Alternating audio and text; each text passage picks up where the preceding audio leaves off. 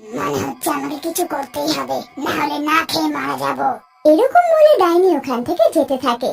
আর তখনই ওখানে একটা মোবাইল বেজে ওঠে। আর ডাইনি মোবাইলটাকে দেখে আশ্চর্য হয়ে যায়। আরে এটা আবার কি জিনিস, আর এর থেকে আওয়াজ আসছে কেন?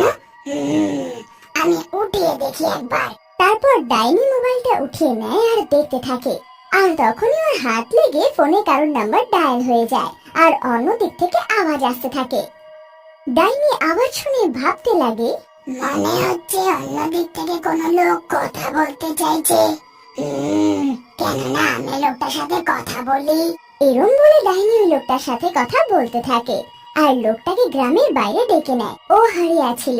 আর ডাইনির ডাকে ও গ্রামের বাইরে বেরিয়ে আসে।